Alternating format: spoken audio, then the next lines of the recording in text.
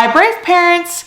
Today we are going to talk about a subject that a lot of people say it's why they don't do foster care. I am going to give you 5 tips on how to make it easier to let your foster placements go. If you guys have not yet subscribed to our channel, make sure to click that subscribe button so you can catch all of our videos on foster care, adoption, and parenting.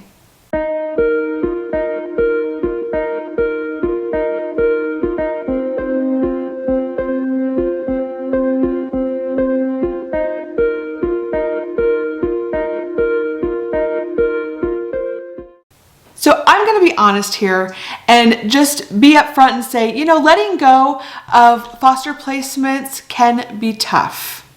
We are supposed to bond with these children, show them healthy attachments, and then we're supposed to let them go at the end. And that can be really hard. But Shaun and I have found that there are some things that you can do to help make that transition easier, not only for the kids, but for ourselves. So the first tip that I want to talk about is offering to be family support. As you take in these kids, you try to build a relationship with the biological family. We would try to build relationships with the birth moms, birth dads, and even their extended family, so grandparents, aunts, uncles, siblings, and we would try to build that relationship along the way, along our journey of having that child in our home.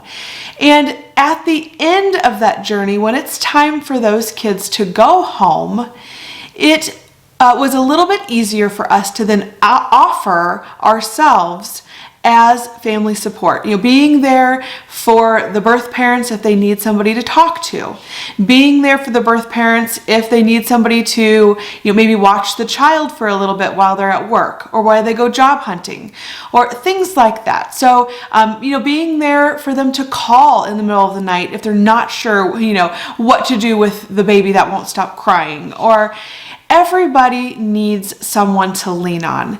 And I feel like by offering to be there for those families, you are still being able to play a role in their lives. Now, it doesn't always work out.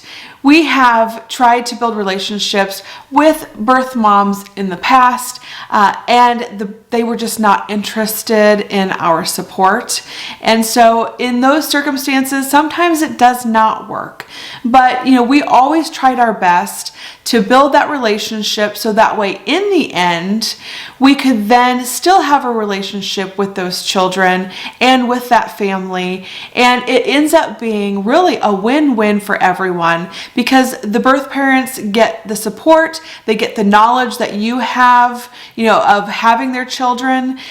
You get you as the foster parent get the relationship then with not only the kids, but with those birth parents being kind of like an extended family. And also the children win, which is really the biggest thing here, because then the children still have that relationship with you and they get to keep that attachment and that bond with you, which is really super important when we're talking about kids that already have attachment issues. So my number 1 tip would be try your best to build a positive and healthy relationship with the family, with the birth parents, so that way you can be some kind of support if the kids do go back home. My next tip is looking forward to your next adventure. So Shaun and I would always look at it as, we were able to help those children, that family, the best that we possibly could, but now it was time for us to help another family, another child or children.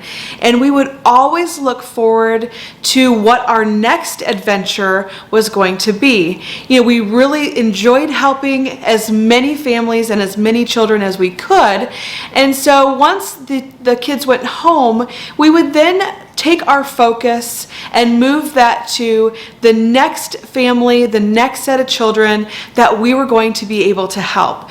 And I'll tell you, this really, really helped us, because by looking forward to our next journey, it helped take our mind off of the fact that, you know, the kids were going home and what we were losing. So instead of focusing on what we were losing, we decided that we were going to focus on what we were going to be gaining instead. So looking at the positive, and the positive was that by having the children go home or move on, that we were then able to help more children. And the more children that we could help, you know, the better it made us feel. We were super happy and excited to be able to help as many children as we possibly could. So looking at the positive side of that and looking at our next journey and adventure always really helped.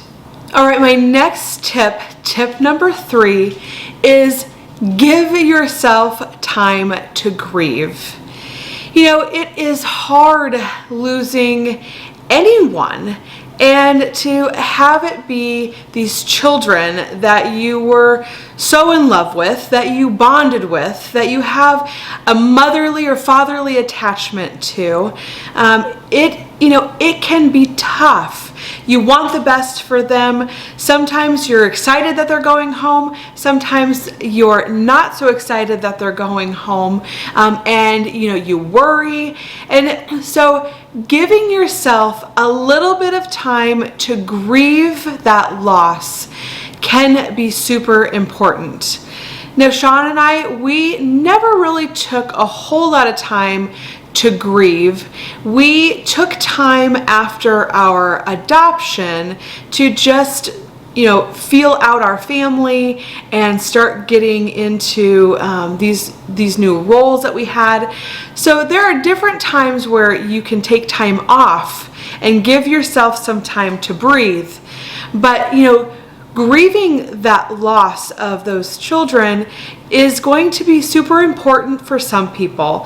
Taking a break from foster care, there is nothing wrong with that. We all need to experience things the way that we need to experience and deal with them. And so sometimes taking some time off to grieve what you have lost is going to be really important. Okay, tip number 4 is use this time for your family.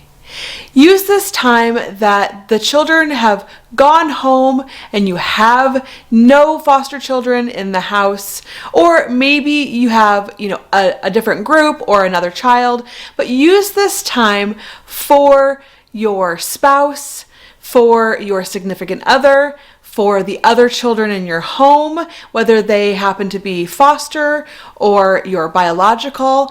But take this time to reconnect with those relationships that you have outside of the kids that just left. So use this time to reconnect with your significant other. Foster care can be a really big strain on relationships.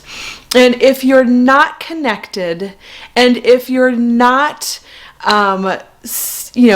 seeing eye to eye at that time, or whatever it is, use that time to work on, refresh your other relationships that you have in your house. That way, when you get another placement, it doesn't continue to be a strain on your relationship, and everybody feels refreshed and renewed, because doing foster care really can wear you out. It really can be a strain on your other relationships. But when the kids leave and move on, that is a perfect time to reconnect with those other relationships that are super important. Last tip, guys, number 5, is just having that reassurance that if the kids do happen to come back into care, that there is a chance that they will call you for that placement. They really like keeping kids with people that they already know.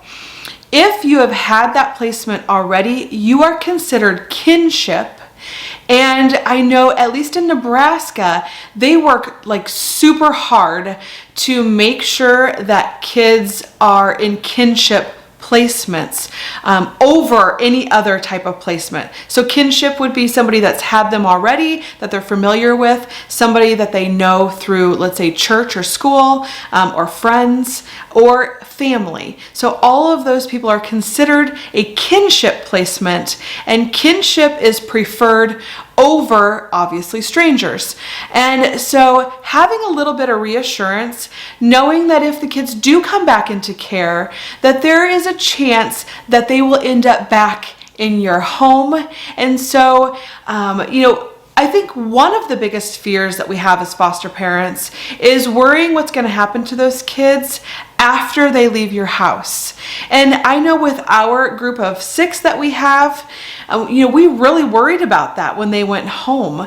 We were concerned that they may end up back in the system, and we did not have a great relationship with their birth mom. So we were really worried about what was going to happen. But what ended up happening, if you're not familiar with our story, is that 6 weeks later, they did go back into foster care, and they did call us to take placement of them again. So have that reassurance that there is the possibility that if something happens, that they could end up back with you. So it's obviously never easy losing someone you love, but I hope that these tips will help you on your foster care journey to make it just a little bit easier to be able to take in those placements without so much worry about how you're going to feel at the end. If you're not a foster parent yet and you're watching this because you're interested in foster care, but you're one of those people that use that excuse that I don't want to do this because I'm too afraid of what I'll be losing, that I am too scared to go through that loss.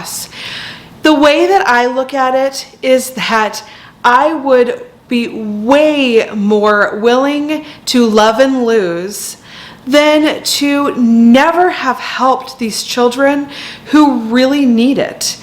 I would much rather put my heart on the line and be able to help these kids get self-esteem, get caught up in school, maybe find medical things going on that no one knew.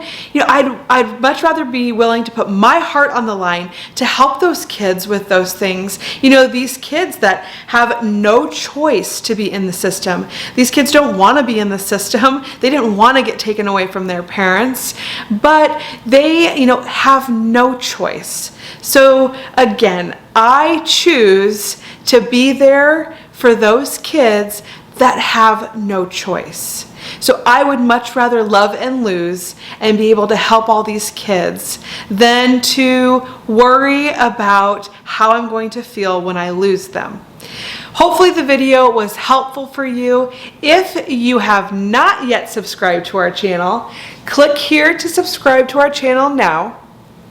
If you have not yet caught our video, Professional Foster Care Teen Placements, click here to watch that video next. Bye!